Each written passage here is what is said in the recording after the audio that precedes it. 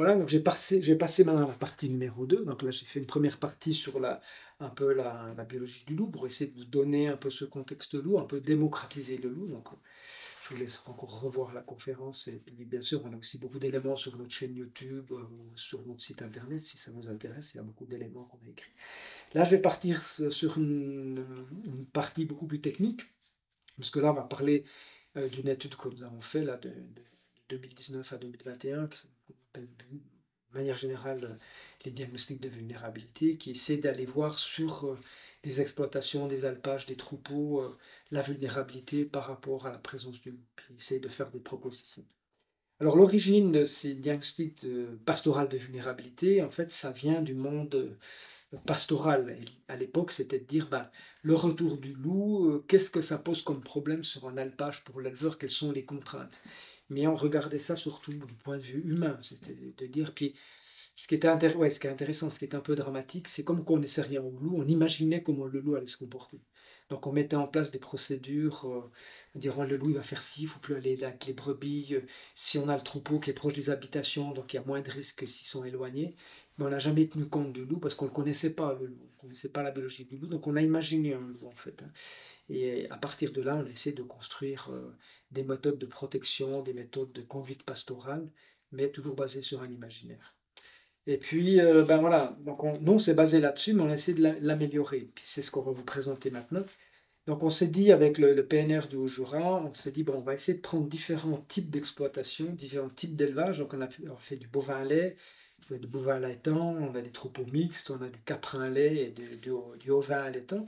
Donc on a essayé de couvrir tout ça sur tout l'arc, sur tout le territoire du PNR, aussi bien Doubs, Jura que l'Ain.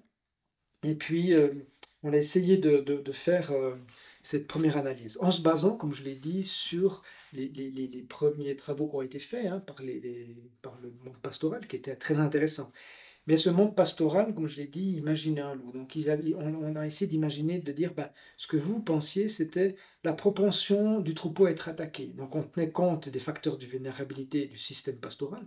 C'est combien de bêtes j'ai, quelle est ma conduite pastorale, quel type d'espèce, est-ce que je travaille avec du bovin à l'étang, est-ce que je travaille avec des ovins, est-ce que j'ai un grand troupeau, etc. On s'est aussi basé sur le système de protection. Est-ce que j'ai de la protection? J'en ai pas. Qu'est-ce que j'ai mis comme système de protection? Le type d'environnement, est-ce que je suis en milieu montagnard, jurassien, forêt, pelouse alpine, etc. Et puis on tient compte aussi du territoire. Est-ce que je suis en Natura 2000, zone protégée? Est-ce qu'il y a du grand coq? Est-ce qu'il y a du tétras? Et puis le multi-usage, bien sûr. Est-ce que c'est une zone touristique? Ça change complètement, hein. Si vous êtes en milieu touristique, ben, si vous voulez être avec des chiens, vous devez en tenir compte. C'est assez complexe, hein. Voilà. Et nous, dans notre étude Canovis, donc je rappelle, c'est cette étude qui étudie les interactions entre loups, troupeaux et chiens de protection et haute protection, clôture, grâce à la vision nocturne, donc avec des caméras thermiques, nous avons filmé de nuit plus de 3600 heures sur le terrain. Ben, tout d'un coup, on a intégré autre chose là-dedans, on a intégré le facteur loup. On dit, mais on va tenir compte de ce loup-là. Qu'est-ce qu'un loup? Comment le loup se comporte face au troupeau? Donc on a intégré ce facteur loup, et là, c'est la propension à attaquer. Et si vous tenez compte de la vulnérabilité, la propension à être attaqué, puis la propension à attaquer, donc est-ce que le loup va attaquer ou pas, eh bien on a ce qu'on appelle la vulnérabilité effective, on a la vraie vulnérabilité. Alors pour comprendre la propension à attaquer, c'est qu'on a des loups qui n'attaquent pas. Donc si vous avez mal protégé votre troupeau, ce n'est pas un problème. Puis s'il y a un loup qui attaque, ben, il faut que votre troupeau soit bien protégé. Donc ça vous montre que le loup est le pivot central dans la protection des troupeaux, parce que vous devez connaître votre loup. Et ça ne sert à rien de faire une course à l'armement si vous avez une meute qui attaque très peu. Si on a une meute qui respecte la clôture, je prends un flexinet à 90, à 90 cm, vous n'allez pas mettre des trucs, vous n'allez pas mettre des barrières à 3 mètres de haut, ça ne sert à rien. On a des loups qui respectent très bien les chiens, ben puis d'autres, dès qu'il y a un chien, ils s'en foutent complètement. Donc ça vous montre que le loup est vraiment ce pivot central et on a essayé d'en tenir compte. Et on a essayé aussi de mettre en place d'autres systèmes, c'est de dire il y a des facteurs internes au système pastoral, et le facteur interne au système pastoral, c'est sur lequel un humain peut interagir. L'éleveur peut interagir, le berger peut interagir, donc c'est le système pastoral en lui-même. Je peux décider d'avoir moins de bêtes, je peux décider de changer d'espèce, je peux décider de faire une mixticité. Puis je peux aussi améliorer ma protection des troupeaux. Là, je pars une influence. Dire, voilà, je rajoute des chiens, je gère mieux mes chiens, je mets des clôtures. Donc là, c'est un système, ce qu'on appelle interne, et je peux interagir, je peux faire quelque chose. Mais le facteur externe au système pastoral, je ne peux rien faire. Et c'est souvent l'environnement, c'est le territoire, c'est le multi-usage. Je suis plus à le subir, si on veut, qu'à pouvoir interagir. Et ça, c'est hyper important à en tenir compte. Parce que quand vous faites vos analyses de vulnérabilité, ben, vous pouvez intervenir sur les facteurs, en règle générale, internes. Là, l'éleveur, le berger ou même nous, on peut intervenir. Mais sur les facteurs externes, vous n'allez pas raser la forêt pour qu'elle soit moins dangereuse quand même. Je crois qu'il y a quelqu'un qui arrive là. Ah non, pas vraiment. Bon, tu vas. Et je continue. Donc le facteur loup va dépendre un peu de tous ces environnements. Donc nous avons ces facteurs internes au système pastoral. Je peux agir, je peux faire quelque chose, je ne le subis pas. Et puis les facteurs externes, ben, je peux tout aller subir parce que je ne peux pas faire grand-chose. Et puis on a des dysfonctionnements sur des éléments qui caractérisent ou organisent le système, des variations temporaires de l'organisation du système. Donc je vais essayer de vous donner quelques exemples. Des dysfonctionnements structurels, par exemple, ce serait ben, par exemple le type de production que je peux avoir, les races d'animaux. C'est vraiment ce qui existe déjà, sur lequel, qui est là en permanence, si on veut. Puis circonstanciel, ben, c'est une variation temporaire. Typiquement, le matin, le berger se blesse, vous avez un chien qui s'est battu dans la nuit, vous avez eu un orage, tous vos systèmes électriques est par terre. Là, on a quelque chose qui est circonstanciel. Puis le structurel, ben, c'est quand on fait notre analyse, on dit, ben voilà, la structure, c'est ça du système. Et je le connais, j'ai connaissance de ça. Et je peux agir dessus, ou je peux savoir ce qu'il est. Ce qui est circonstanciel, ben, c'est quelque chose que vous ne pouvez pas prévoir, qui arrive et qu'il faut en tenir compte dans votre protection. Alors l'idée, c'est que quand on commence ce genre d'études, on va faire le premier point, c'est faire une description du système pastoral. Donc là, vous avez deux images en alpage, on est sur deux alpages complètement différents. On est sur la haute chaîne du Jura. Et puis l'idée, c'est déjà de ben, montrer, voir s'il y a des parcs, comment ces parcs vont être répartis au cours de la saison, comment les bêtes vont être réparties. Est-ce que j'ai un chemin d'accès en 4x4 ou pas? Ça change tout. Est-ce que j'ai des abreuvoirs? Est-ce que j'ai suffisamment d'eau? Est-ce que j'ai un logement pour le berger? Est-ce que voilà, ce genre de choses, et puis ça me permet de dessiner, puis un peu de comprendre comment le berger va travailler sur son alpage. Et puis après, j'ai aussi une description du système pastoral si je suis sur l'exploitation, parce qu'on travaille en alpage, bien sûr, mais on peut aussi travailler sur une exploitation, puis sur l'exploitation, ben, est-ce qu'il rentre les bêtes tous les soirs? Est-ce qu'il a des parcs pour mettre ses bêtes? Voilà, comment il va se débrouiller sur son exploitation. Puis aussi, la description du système pastoral, ben, c'est de voir comment mes bêtes peuvent circuler. Donc ici, on a un cas qui est très intéressant. On est dans le Jura, et puis j'ai des accès de déplacement. Donc si les bovins paniquent, ils peuvent se déplacer d'un pâturage à l'autre sans se prendre dans les branchages, se casser des pattes parce que j'ai des accès. Donc ça, on en tient compte par exemple. Et puis c'est aussi la deuxième dia que vous voyez, c'est les points d'eau en fait. Est-ce que j'ai des points d'eau faciles? Est-ce que ça me permet d'avoir des points d'eau à proximité de l'exploitation, de leur donner le sel, de faire des contrôles? Est-ce que j'ai des points d'eau qui sont loin, bon, etc. Ça c'est important. Puis après, on fait la description du système de protection. Donc ici, vous voyez un chien de protection avec des ovins et puis des bovins. Est-ce que voilà, est-ce qu'ils restent avec? Est-ce que les bovins restent avec les ovins? Ce genre de choses. Et là, j'ai des ânes, par exemple. Ben, les ânes, on va observer, ben, est-ce que les ânes restent avec les bovins ou restent avec les ovins? Dans ce cas-là, c'est des deux ânes avec des veaux. Et puis dans ce cas-là, ben, les ânes n'étaient jamais avec les veaux. Donc, ce n'est pas un système de protection. Donc, on va aussi décrire ça. On va être là. Puis notre particularité, c'est d'observer la nuit. On a une caméra thermique. Puis nous, on observe la journée, on observe un peu la nuit, ce qui se passe. Puis bien sûr, on va décrire aussi l'environnement. Là, vous avez un des alpages qu'on a étudié, ben, vous avez un environnement qui est un peu fermé parce qu'on a de la forêt tout autour. Ben, pour le déplacement des bovins, mais aussi des loups, c'est pas tout à fait la même chose que vous êtes un milieu ici où on est un peu plus en plaine, où on a un milieu complètement ouvert. Ça ne veut pas dire qu'un est plus vulnérable que l'autre, mais ça veut dire que vous travaillez différemment selon la structure. Puis la description du territoire et du multi-usage, ben, le territoire, est-ce que je suis en zone Natura 2000? Ici dans le Jura, on a beaucoup de zones Natura 2000. Ça peut être un avantage, c'est pas un inconvénient, mais aussi une zone à grand coq. Et dans ces zones à grand coq, ben, vous ne pouvez pas faire n'importe quoi. Puis le multi-usage, ben, c'est le tourisme. Alors, vous avez vu une dia où il y a un chien tout à l'heure. Ben, ce chien, en fait, se tient souvent devant le chalet. Et puis, c'est un lieu de passage pour les humains avec des VTT. Et puis, le chien qui est là ben, peut être dérangé, surtout si les bovins sont en train de s'abreuver sur l'abreuvoir qui se trouve aussi devant le chalet. Donc, vous voyez que là, on a des zones de conflit sur lesquelles on va analyser, qu'on va pouvoir mettre en évidence et puis de proposer outils ou des solutions et diminuer au maximum le risque d'interaction entre la protection du troupeau et le multi-usage. Puis on tient compte bien sûr du facteur loup, hein. Ça c'est notre force. Et ce qu'on a fait, ben, on a essayé de répertorier sur ces alpages, est-ce qu'on a du loup en mettant des pièges vidéo.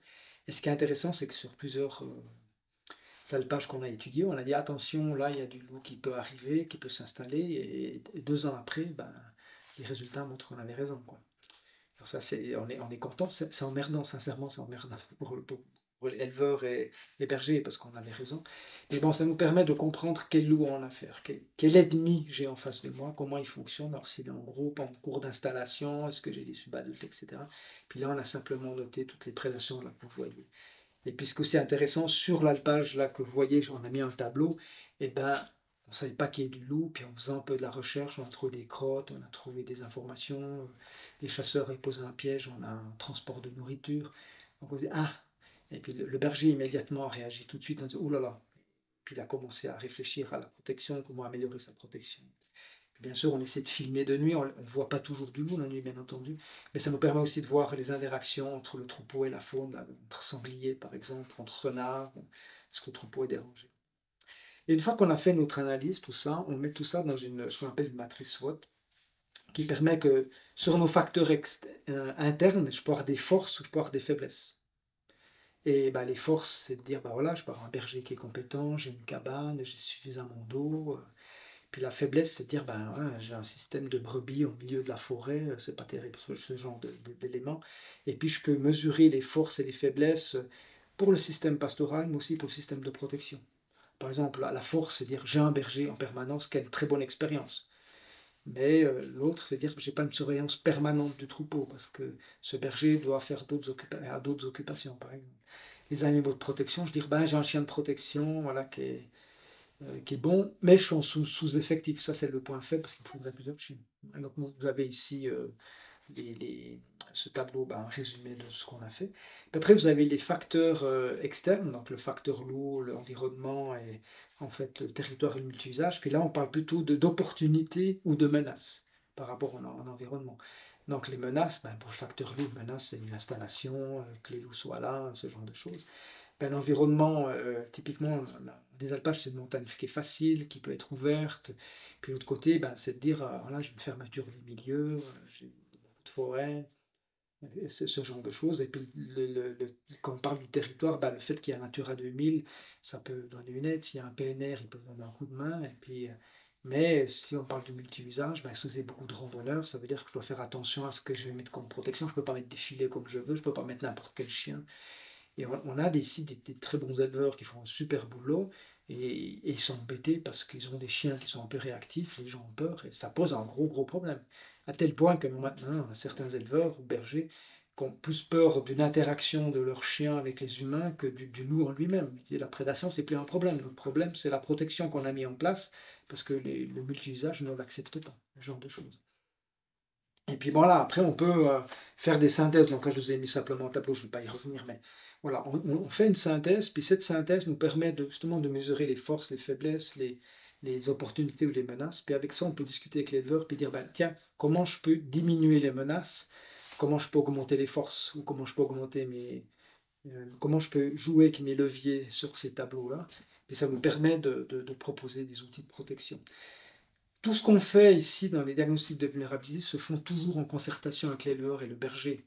C'est pas à nous à dire, à imposer quelque chose, parce que nous, on est des scientifiques arrivant de l'extérieur, on a une très bonne expérience, mais l'éleveur ou le berger reste quand même le maître de son milieu, c'est lui qui connaît ses bêtes, c'est lui qui connaît son alpage. Donc vous voyez, c'est toujours un travail de partenariat, c'est pas un travail où on vient imposer les choses. Ça, faut vraiment comprendre, c'est fondamental, c'est pour aider, hein. Puis après, on peut mettre des priorités. On dit, ben, la priorité 1, ce serait d'agir de cette manière-là. Alors ici, typiquement, la priorité 1 pour le facteur loup, c'est de dire, bah, on va mettre un réseau de suivi en place avec des pièges vidéo. De savoir quel loup j'ai en face de moi, qui c'est que j'ai en face de moi. Ça, c'est fondamental, quoi. Les pratiques pastorales, dans certains cas, on a dit, ben, aménager la forêt, c'est de réouvrir un peu des milieux pour que les bêtes peuvent circuler, pour pas qu'elles soient blessées ou ce genre de choses. Par exemple, la priorité, c'est augmenter le nombre de chiens, par exemple. Après, on a priorité 2, et ben, c'est de dire, ben, une fois que vous avez fait la priorité 1, qu'on a déjà mis ça en place, ce serait bien de continuer de faire autre chose. Alors, par exemple, c'est de mettre un GPS sur les génisses. Puis comme ça, quand vous n'êtes pas sur l'alpage, ben, s'il y a des mouvements, ça vous donne une alerte. Puis vous allez voir le piège vidéo, vous dites, ah, il y a du loup, ben, je peux prendre des dispositions pour faire attention. Voilà. Donc on met ça pour facteur loup, pour les pratiques pastorales, quelles sont les priorités 1 et 2. C'est bien sûr discuter avec l'éleveur et le berger pour savoir, lui, qu'est-ce qui est possible, parce que bien sûr que ça soit possible. Donc là, on a mis des tableaux de ce qu'on peut faire, il faut laisser prendre connaissance. Et puis on a même essayé de développer une idée que j'ai trouvée, qui me paraissait intéressante, c'était à l'époque du Covid.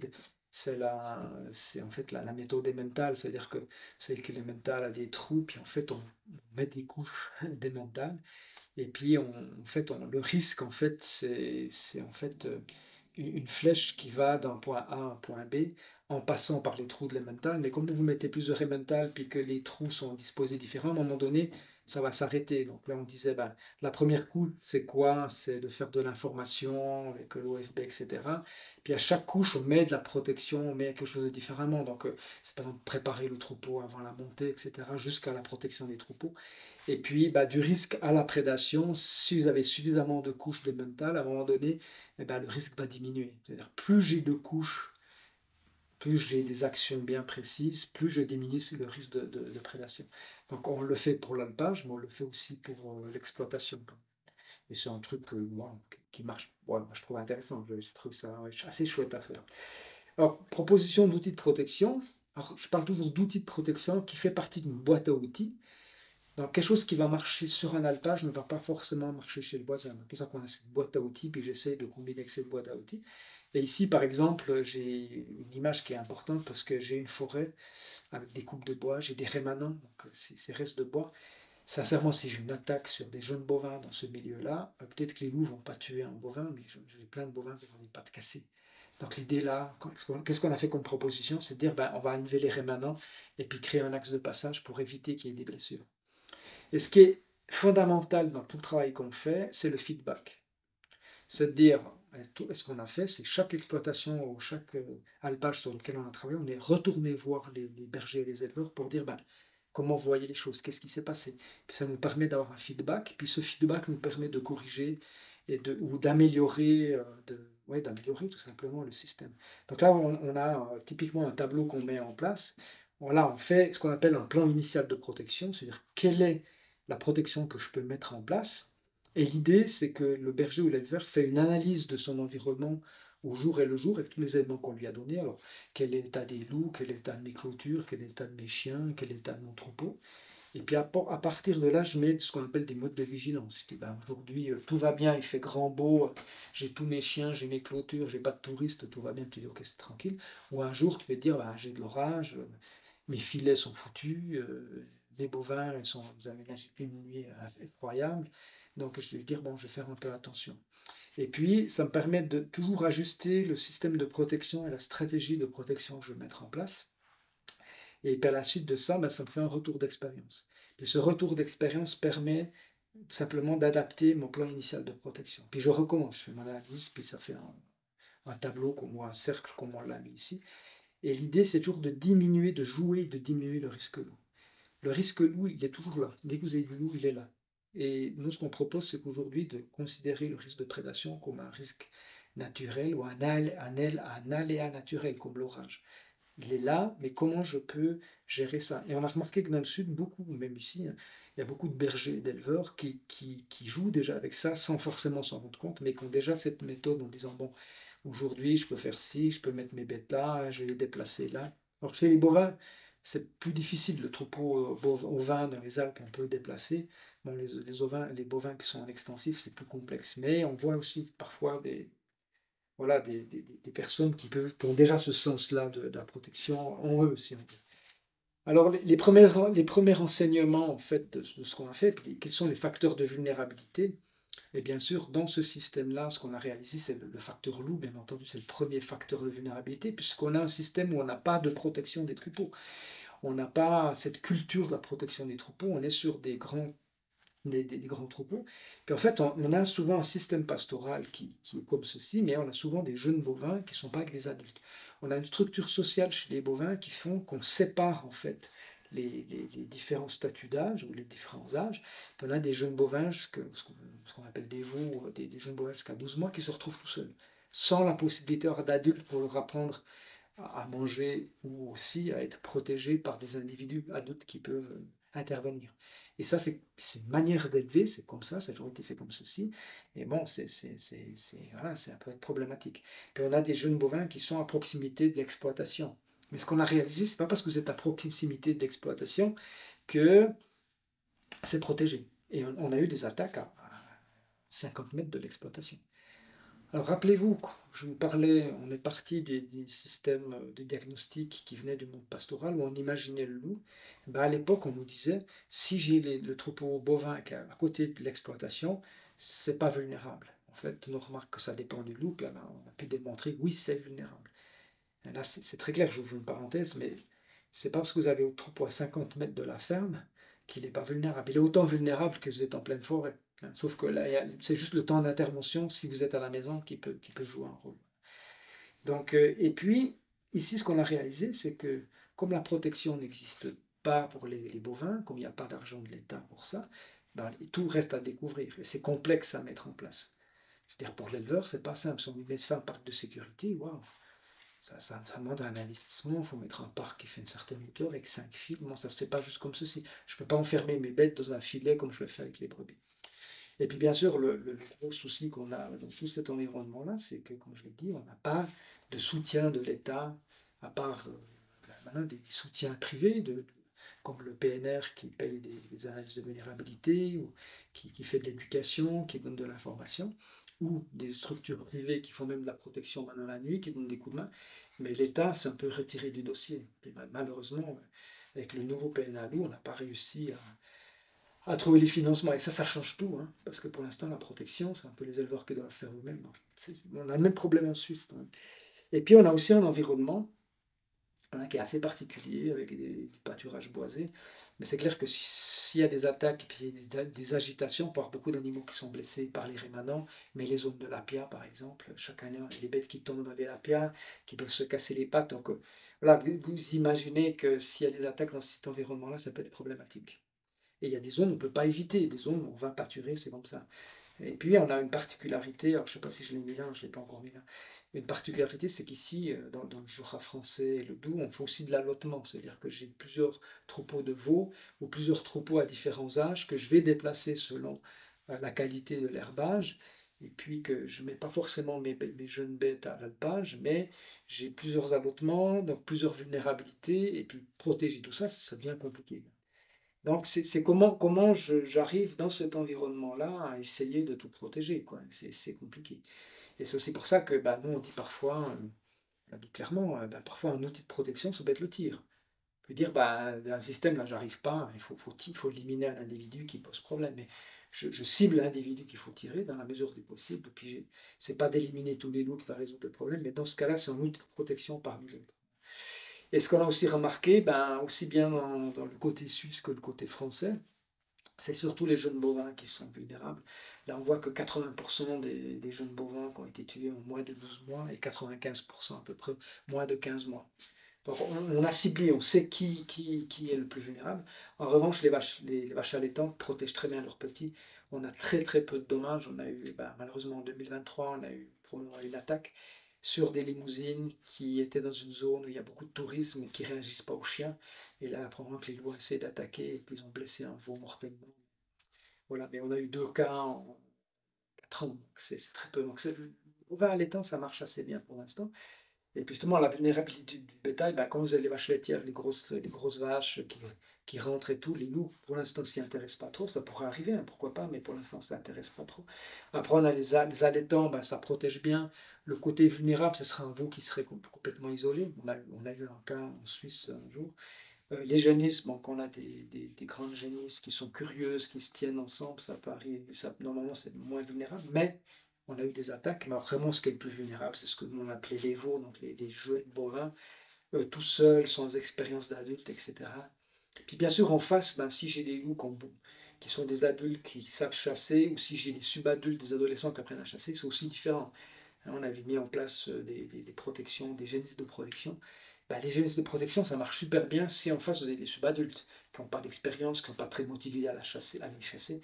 Mais dès qu'on a des loups qui sont 4 ou 5 qui veulent chasser, qui veulent tuer des proies, vous pouvez mettre des génisses de protection, ils s'en foutent, hein, ça ne marche pas.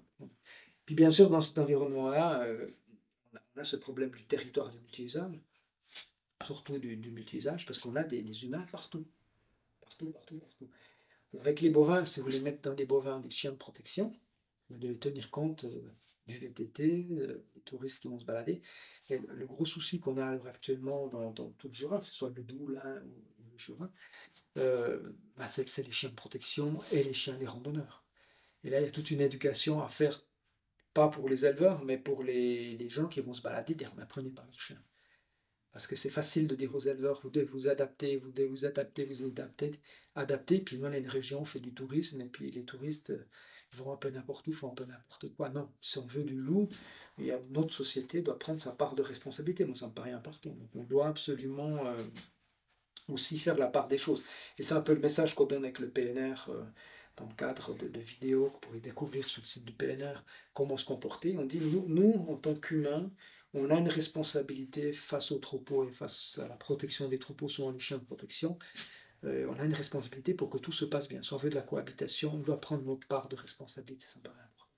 Et toujours ce territoire et le paysage, vous voyez ici un paysage, là c'est sur des ovins, mais un paysage semi-ouvert. Voilà, vous avez des ovins qui sont partout, des chiens.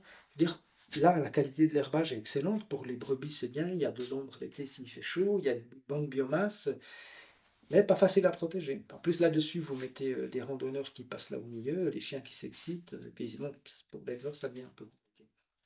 Puis là, c'est déjà une image que je vous ai montrée aussi. Ben, on a aussi des milieux avec la topographie, type de topographie, présence de rochers, de lapia, de rémanents, qui font courir des risques beaucoup plus élevés qu'en alpage de blessures si on a des loups qui courent après des bovins, par exemple.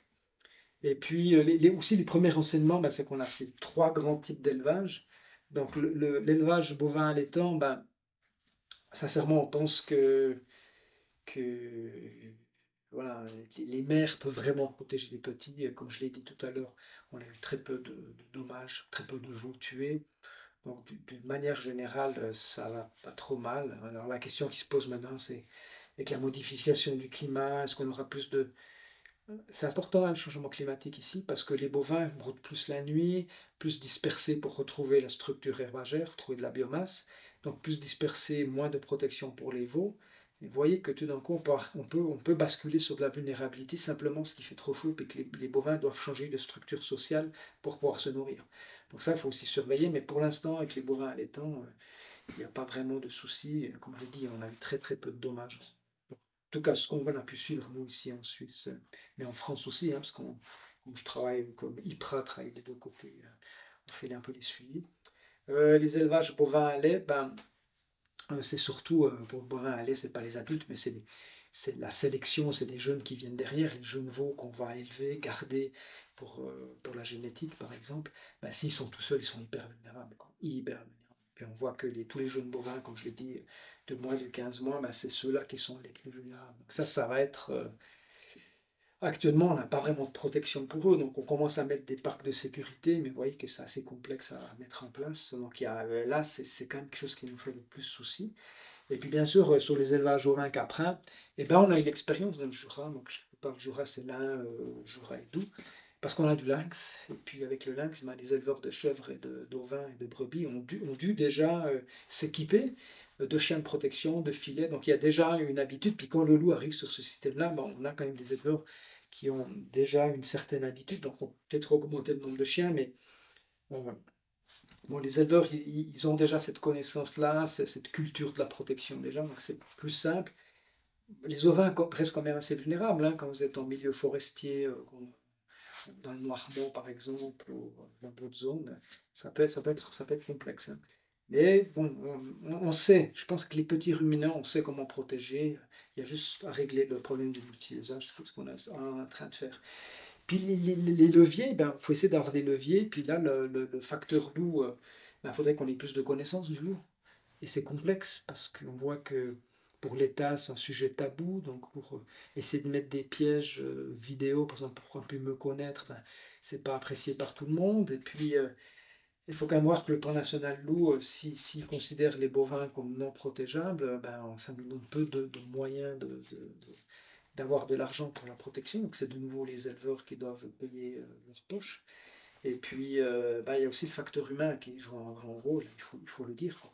Si on est une personne, un berger ou un éleveur qui veut protéger, qui est convaincu, ben souvent la protection fonctionne mieux que si on se dit ah, putain, les écolos ils nous font chier, l'État nous emmerde, l'Europe nous emmerde, moi je veux pas protéger. Eh ben, on va à la confrontation, on va au conflit, quoi.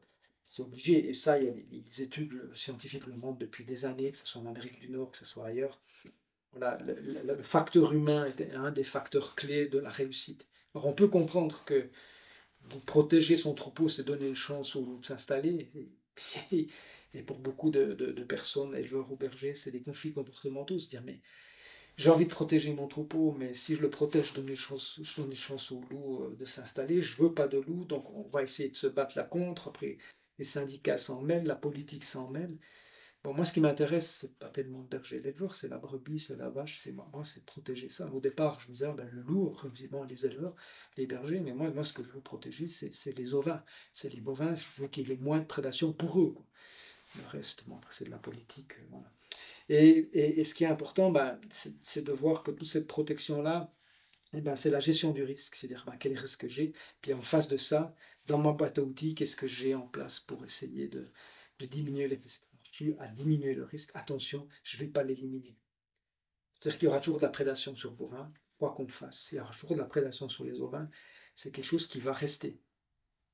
Et ça c'est un message qu'il faut qu'on comprenne. On ne peut pas dire aujourd'hui zéro prédation. Moi, j'entends trop des gens qui disent sur Internet, sur Facebook, la protection, ça ne fonctionne pas. Regardez, 90% des attaques dans les Alpes sont liées sur des troupeaux protégés. Je dis oui, si tous les troupeaux sont protégés, bien sûr qu'il peut y avoir une attaque. Je veux dire, la protection est faillible. Mais vous diminuez le nombre d'attaques, vous diminuez le nombre de victimes, et vous diminuez le risque de prédation. C'est ça qu'on fait. C'est une diminution de ce risque de prédation. Et puis, bah, le système pastoral aujourd'hui, est-ce qu'il peut s'adapter à la présence du loup? Il doit s'adapter au changement climatique, ça devient une priorité. Et nous, dans la protection, on est carrément aussi touchés par ça. Il faut tenir compte, si ça broute la nuit, ben, faut aussi en tenir compte. Tout simplement, nous, on préconise, à la mesure du possible, d'enfermer les bêtes dans un chalet la nuit. Hein. Mais s'il fait très chaud, les bêtes doivent brouter aussi la nuit, donc ça peut être une contre-mesure. Donc il faut aussi tenir compte de ça, bien sûr. Et puis, ben, bien sûr, il faudra tenir compte, c'est toujours du multi-usage, on y revient. Il faut absolument que les gens prennent aussi conscience qu'on est dans un territoire pastoral, qu'il y a une économie là derrière, puis que si nous on vient en tant que consommateurs, eh ben, il faut aussi qu'on fasse la part des choses. On participe à cette globalité si on veut de la cohabitation ou de la coexistence, ça dépend de quel côté on se met, mais si on veut que pastoralisme et grands prédateurs puissent vivre ensemble, ben, il faut que tout le monde y mette du sien. Et notre société doit payer la protection des troupeaux. Alors la prédation, là je mets un aléa naturel. Ben oui, on pense que c'est un aléa naturel, il faudrait l'accepter aujourd'hui. Si on ne l'accepte pas, je pense qu'on va jamais se sortir. Voilà, je ne pense pas que d'éliminer les prédateurs, ce sera possible. Je ne pense pas que c'est une bonne chose aujourd'hui dans ce qui se passe dans le monde. Donc pour moi, voilà, il faut considérer ça comme un aléa naturel. Bien sûr, je le redis et je le redirai toujours, c'est pas aux éleveurs et aux bergers de payer tous les pots cassés. Ils ont suffisamment de problèmes, c'est suffisamment compliqué. Il faut qu'on soit à côté d'eux. Il faut que notre société soit à côté des paysans. Ce qui me surprend toujours, c'est de voir des paysans qui doivent justifier leur métier. Je veux dire, c'est quand même eux qui nous nourrissent. C'est incroyable ça, je veux dire. Un paysan devrait être fier et pas justifier sa présence. C'est vrai qu'on voit beaucoup d'éleveurs ou de bergers qui disent, ouais, qui utilisent un peu le loup pour essayer de dire on existe, on est là, quoi, je veux dire. Et souvent le loup est un révélateur qui nous montre un peu ce malaise qui est entre la population générale et le paysan. Et voilà. Et je dis toujours, ça c'est le message que je vais vous donner, je dis, bouffez français, hein, mangez français, consommez local, allez voir les éleveurs, allez voir les bergers, discutez avec eux pour voir qui ils sont, quoi.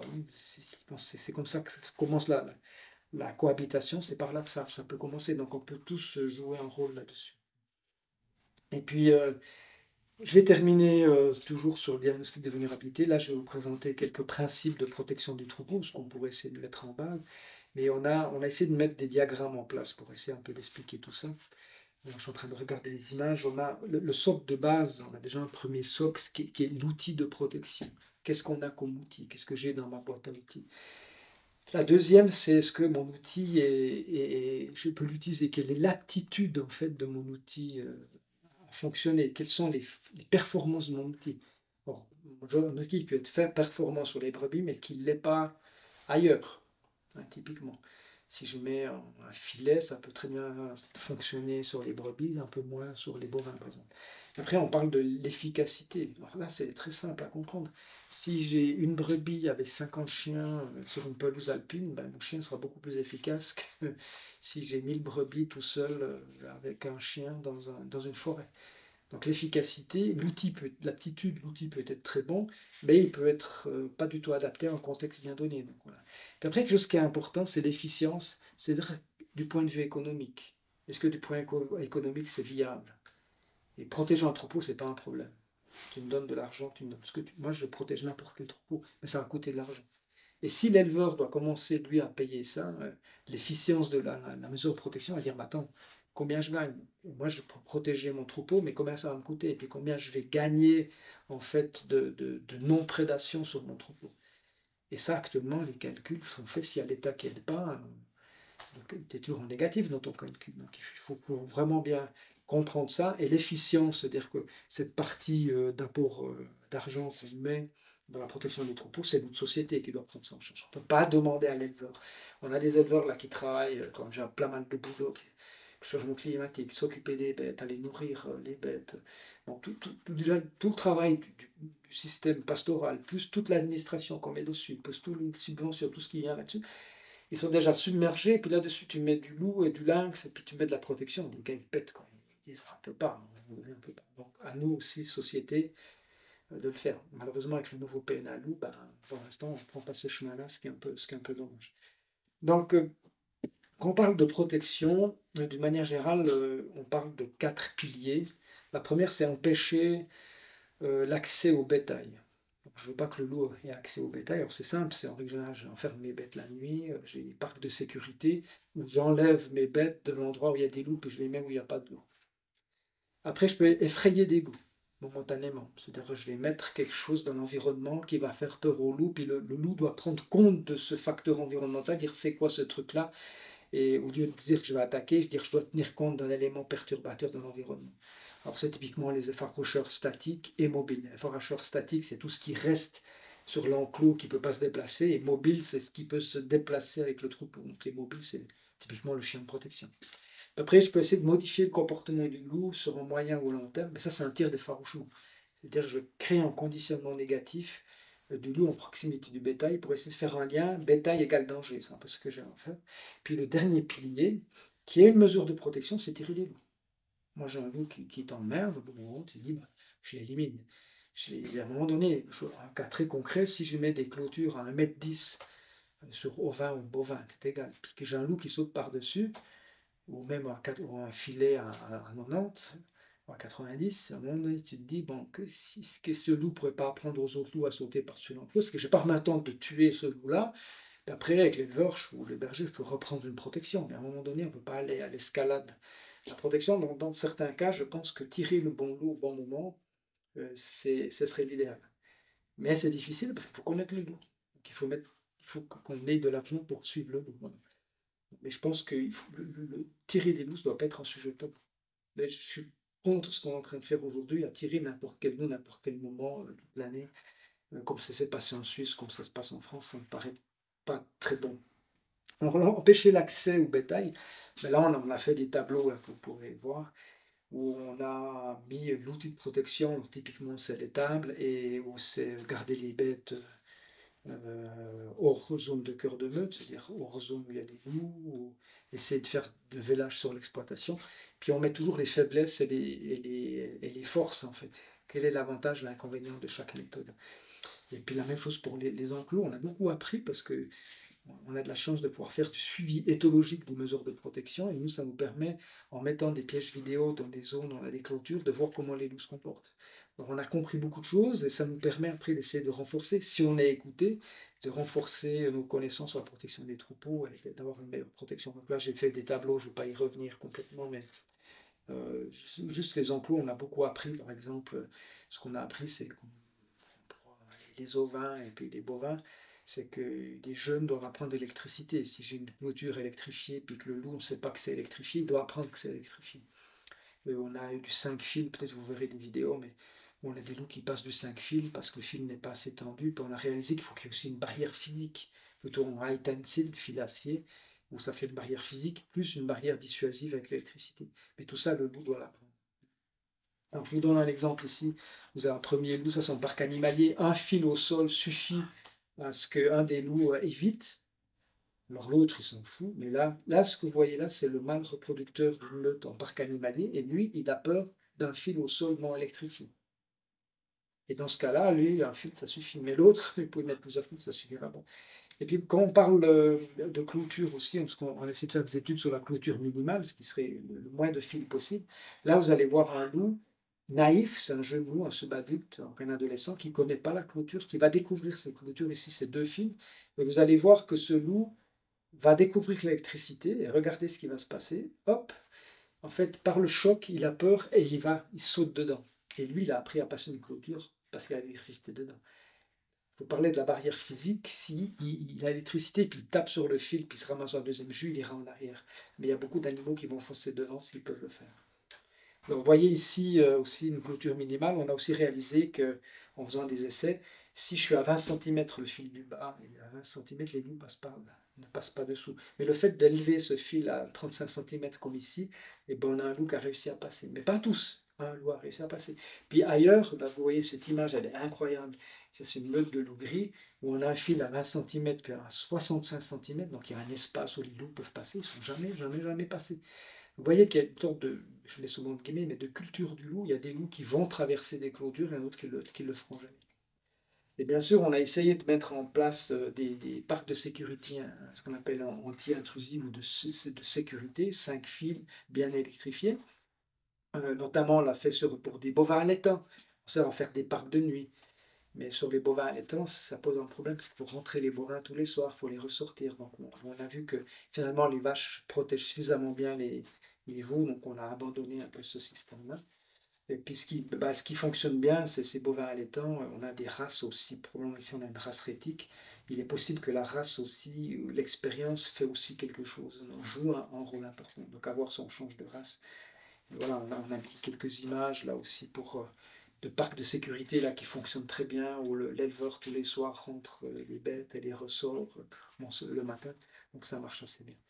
Puis après, ben, nous, on aime bien essayer de comprendre ce qui se passe. Donc vous voyez un loup qui arrive sur une de ces fameuses barrières à 5 fils. Et vous voyez que ce loup, ben, il s'approche prudemment, hop, et il rebrousse chemin. C'est génial, ça marche bien, c'est absolument génial. Sauf que là, le loup, il est dans l'enclos. C'est un peu emmerdant. Pourquoi il est dans l'enclos? Ben, parce que ceux qui ont posé la clôture, qui sont des gens qui ne sont pas des professionnels, ben, ils ont laissé une faille. Là, on a le fil du bas, il est à 40 cm. Rappelez-vous, je vous ai dit 20 cm en dessus, il passe. Et là, on a une faille où le loup a réussi à rentrer dans l'enclos. Il a voulu passer sur un lieu de passage où la barrière est. Et puis en fait, le loup se trouve coincé parce que là, les fils ont été posés correctement. Puis il a dû repousser chemin et repasser probablement par ce trou. Puis après, cette barrière a été renforcée par les éleveurs. Puis là, j'ai de nouveau un loup qui arrive. Et puis, il s'approche, puis là, paf, il traverse. Je me dis, merde, qu'est-ce qui s'est passé? Et si vous écoutez bien la vidéo, on entend des gémissements. Et là, il y a un autre point qui est intéressant, c'est le contexte. En fait, le loup s'est retrouvé dans l'enclos, je ne sais pas comment. Et les autres loups ont probablement contourné la clôture. Et ce loup voulait rejoindre les autres. Donc sa motivation de rejoindre les autres est importante. Donc il a sauté à travers la clôture, pas pour faire de la prédation, mais pour sortir de la clôture. Alors d'une manière générale, ces clôtures 5 fils fonctionnent bien. Ce n'est pas toute la meute qui rentre dans la clôture pour aller tuer des bovins. C'est souvent des passages, puis c'en est un qui se trouve piégé dedans, qui a réussi à passer, puis qui va ressortir. Donc d'une manière générale, pour l'instant, je touche du bois, mais ça fonctionne bien. Mais ça vous montre aussi en mettant des pièges vidéo qu'on peut mieux comprendre comment fonctionne la clôture. Et après, on étudie aussi le reste de la faune. Hein. On a ici une chevrette qui va s'approcher, qui voit cette grosse clôture, puis qui va simplement rebrousser le chemin, elle renifle, elle prend contact. les hiboux, là, je quitte la zone. C'est, voilà, c'est. Et moi, j'arrive pas à passer, hein, là. On voit cette chevrette là qui est en train d'explorer la clôture et puis qui va tout simplement s'arrêter et rebrousser chemin. Et là, j'ai une autre vidéo qui est intéressante, et ça, c'est un comportement qu'on a vu sur plusieurs clôtures, mais pas seulement là. C'est un brocard, et vous allez voir que lui, il a développé une méthodologie pour traverser la clôture. Vous allez voir comment il va s'y prendre, et ce comportement-là, on l'a observé sur d'autres parcs. Donc, c'est pas que ce chevreuil-là, c'est plusieurs chevreuils qui ont développé cette technique. Ce qui est intéressant, parce qu'on voit que la clôture n'est pas fermée pour le reste de la faune. Il peut l'être pour les loups, mais pas forcément pour le reste de la faune. Les cerfs sautent par-dessus, mais lui saute en tournant la tête, il traverse entre le deuxième et le troisième fil sans problème. Et puis les cerfs, on n'a pas d'image, mais ils sautent par-dessus. Donc, si un chevreuil peut sauter à travers les fils, on s'est dit peut-être le loup peut aussi le faire. Donc, ce qu'on peut toujours faire, c'est de faire une mise à terre sur un des fils du milieu. Bon, on vous a présenté un schéma ici. Ça pourrait être une solution. Pour que ça fonctionne, il faut que la mise à terre soit bien faite, que le loup touche le fil et la terre, mais que ça se fasse suffisamment longtemps. Comme il a une fourrure qui est suffisamment isolante, s'il saute à travers les fils, il a les pattes en l'air, isolées par le fil. Il n'y a pas le courant qui passe. Donc ce qu'on peut essayer de faire, c'est mettre un fil sur deux, on met la biomasse, la mise à terre, puis quand le loup saute, s'il touche un fil puis l'autre, ben, il a un retour en fait de jus, puis il se ramasse le jus. Bon, c'est assez théorique, mais dans certains, ça fonctionne bien. Ce qu'on a fait, c'est sur la clôture, on a fait un tableau synthétique, en fait, à quoi il faudrait faire attention. Là, je vous laisse prendre connaissance, mais on voit en fait, la première chose qui apparaît, c'est que dès que vous enlevez l'électricité, la faune passe. Et la faune peut apprendre à passer s'il n'y a pas d'électricité. Idéalement, si vous montez une clôture, 5 fils, 6 fils ou 7 fils, toujours du jus dedans, toujours, toujours, toujours du jus. Dès que vous descendez vos bêtes, vous mettez les fils par terre, quoi. Sinon, c'est foutu. Ou vous laissez le jus. Mais si vous enlevez le jus, vous apprenez à toute la faune, notamment au loup, qu'une clôture peut se passer parce qu'elle peut avoir du jus ou pas de jus. Et là, c'est un peu problématique. Donc, il faudrait que tout le monde joue. C'est difficile, c'est pas facile. Parfois, on a aussi des panneaux solaires, des fois, c'est l'enclos le poste qui tombe en panne, mais idéalement, c'est ce qu'il faudrait faire. Le réfrayer les loups, ben, on a plusieurs choses, hein. On a utilisé le turbofladerie, c'est ces fameux petits drapeaux suspendus à un fil électrique qui peut assez bien fonctionner. Donc on entoure le troupeau avec ce système-là. C'est un truc qui bouge, qui déstabilise l'environnement du loup, donc le loup doit en tenir compte. Mais pour une raison qu'on ne connaît pas, il ne traverse pas ça. On a ces fameuses foxlights, ces lampes qui clignotent la nuit de manière aléatoire, qui peut donner des résultats intéressants, mais les loups s'habituent rapidement, hein. Quand il n'y a pas de danger, quand il n'y a pas d'effet négatif, bah, le loup, à un moment donné, il se dit, bon, il n'y a pas d'effet négatif, j'y vais, quoi. Il y a des tirs de pétards préventifs, ça ne marche pas très bien, et ça, on essaie d'éviter. Tirer avec la carabine, non, plutôt le fusil le soir, avec un 12, boum, bah, le loup, il se dit, bah, oui, j'entends un boom, mais il n'y a pas de conséquence. Tirer qu'une fusée d'alarme en l'air, ben, les loups, ils entendent des booms, mais bon, ils s'en foutent un peu. Puis il y a certains qui font des beaux cornes de brume, ils disent, ah, je fais avec une corne de brume, là, on a fait des essais, ça ne marche pas. Puis ça ne porte pas assez. Donc il n'y a pas de conséquences négatives pour l'animal. Donc on a ce qu'on appelle un phénomène d'habituation, c'est qu'au bout de quelques expositions, l'animal se dit, bah, il ne se passe rien pour moi, j'ai pas de douleur, j'ai pas d'effet négatif. Mon cerveau dit que je peux mettre ça de côté, que c'est pas un danger, et je vais qu'à mes occupations. Donc là, vous avez un turbofladerie qu'on a mis sur une zone de couchage pour brebis. On avait des passages de loup là, l'éleveur ou le berger était un peu inquiet, donc il fait ses parcs de nuit qui bougent comme ça, dans un enceinte beaucoup plus large qui est le parc de nuit fait avec le turbofladerie. Bon, dans ce cas-là, ça donne des résultats intéressants. On peut aussi doubler des clôtures avec le turbofladerie. Et là, c'est des essais de Foxlight qu'on a fait et de turbofladerie sur des chevaux. Voilà, ben, le Foxlight, ça a donné, dans ce cas-là, j'étais assez surpris, mais ça a donné d'assez bons résultats, on pistait les loups, on voyait qu'ils contournaient la zone. Donc, dans ce cas-là, ça a assez bien fonctionné. Puis il y a aussi la force animale, qui peut être aussi quelque chose d'effrayant pour les loups, si vous voyez une jeunesse qui court après un jeune loup. C'est assez sympa, mais de nouveau, ça marche bien avec un loup, un jeune loup qui a peu d'expérience, il est subadulte.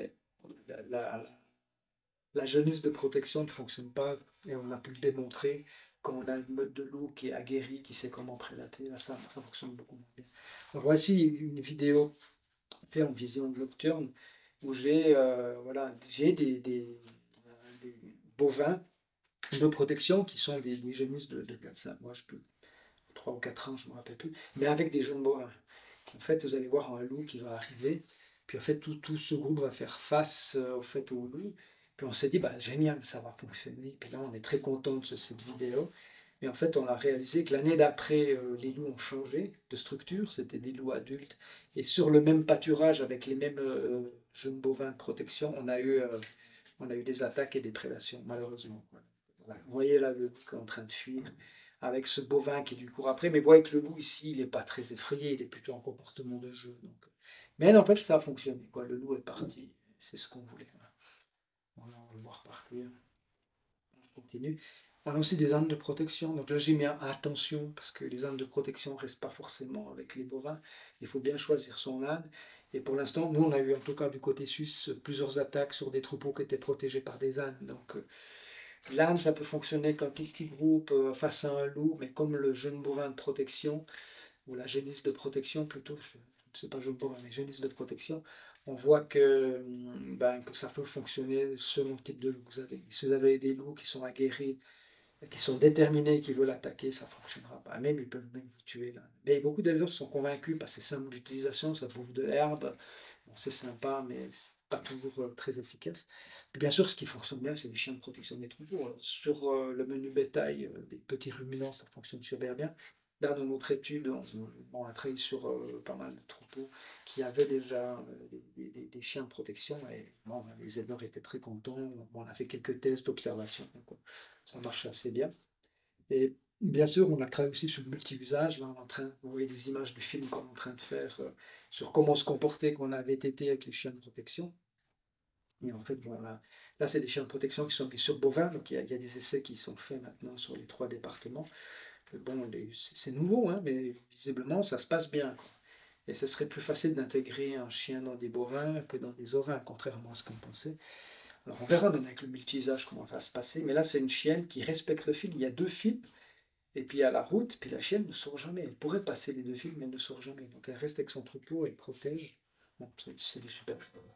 Et là, vous avez un cas en parenthèse, un éleveur chez qui lui donnait les adresses pour mettre des chiens portugais, du berger portugais. Et vous voyez que ce chien reste avec les bêtes, là, à côté de la route, il n'y a qu'un fil, mais ce chien, ils sont extraordinaires, quoi.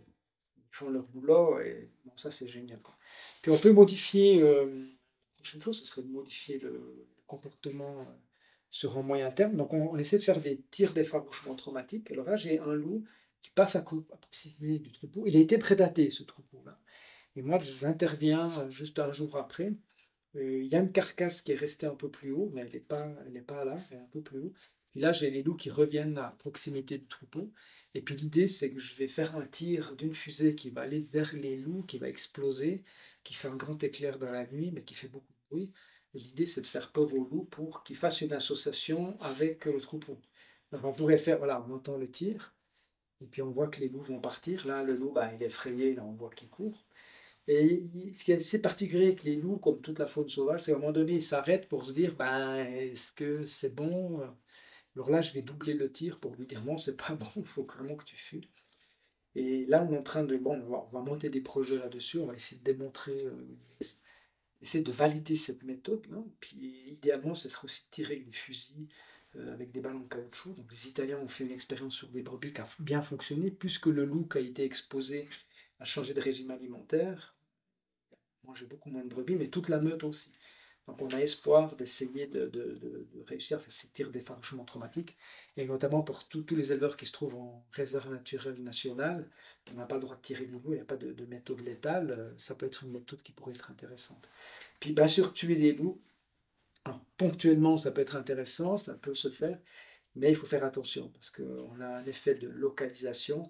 On a remarqué dans une étude française qui est très bien faite, qui est faite par une collègue, euh, eh ben, elle montrait que selon l'endroit, ça n'avait pas d'effet.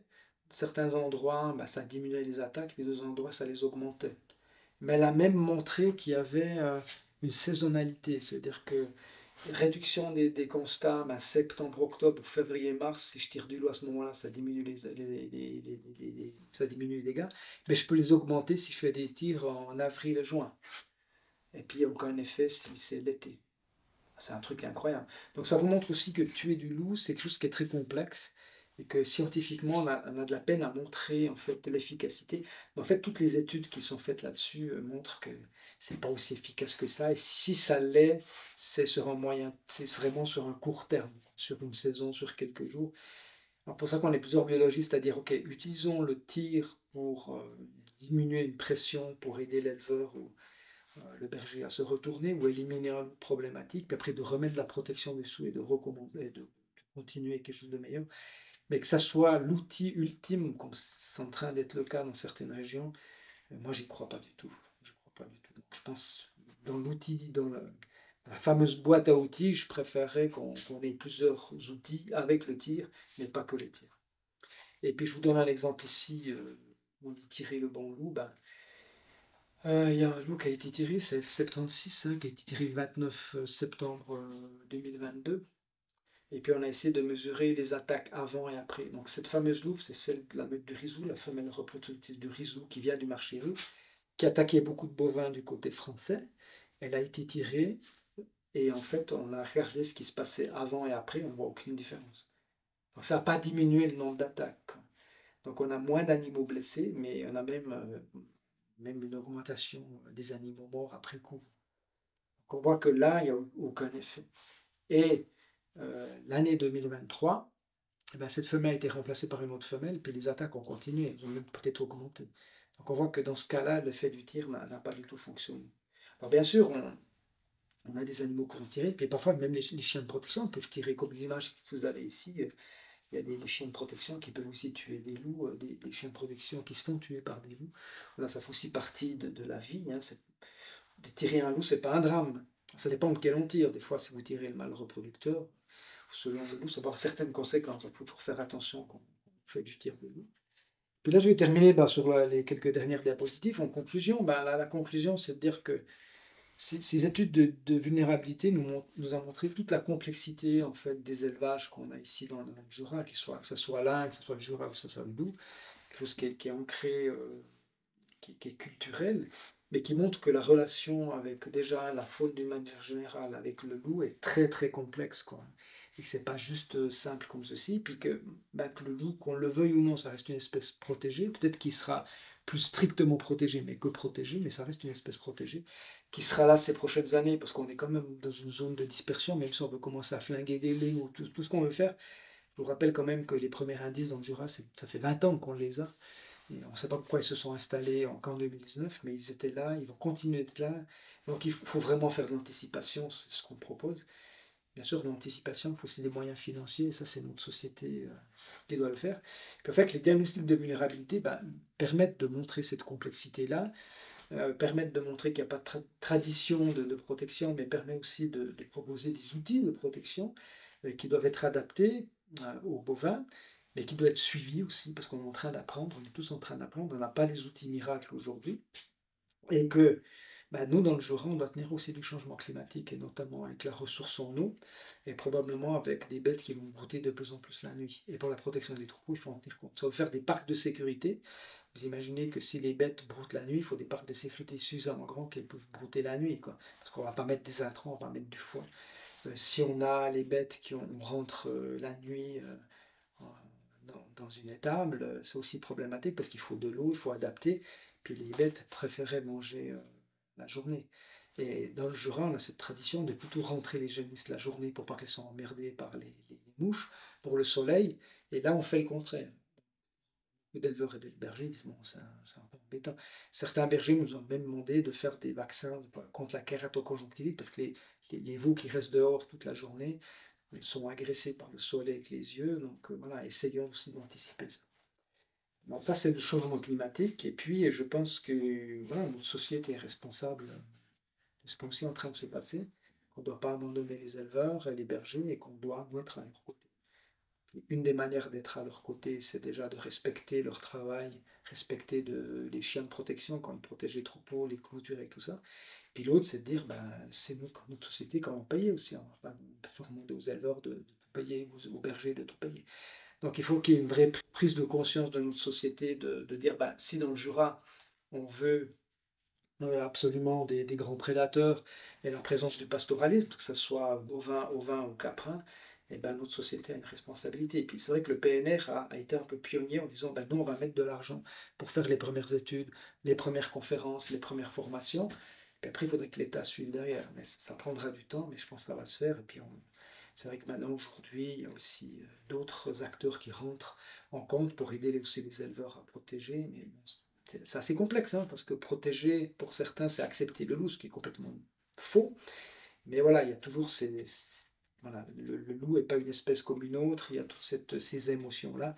Mais voilà, faut qu'on travaille tous ensemble, je crois. Il faut qu'on soit derrière nos éleveurs et nos bergers, si on veut que le loup puisse continuer d'exister dans le Jura et que le lynx puisse continuer d'exister, tout en ayant aussi du pastoralisme, parce que le pastoralisme, comme le loup, joue aussi pour la biodiversité, pour nos paysages. Si c'est du pastoralisme qui est bien fait, c'est quand même intéressant. Et puis ben, les quatre piliers de la protection, ben, vous l'avez vu, hein, c'est d'empêcher l'accès du bétail par le loup, c'est de mettre des effaroucheurs soit statiques comme les Foxlight, mobiles c'est des chiens de protection, et puis c'est de modifier le comportement du loup si on y arrive, en inculquant la peur du bétail, ça serait l'idéal, ou de temps en temps ben, tuer le loup. Et puis on a une boîte à outils qui nous permet d'utiliser des outils, d'essayer de mettre ça en place. Et puis je pense que le message qui est important, c'est de sortir des extrêmes, de dire que garder tout plein d'eau puis les mettre sur un piédestal, c'est pas une solution, mais tous les tuer, c'est pas une solution.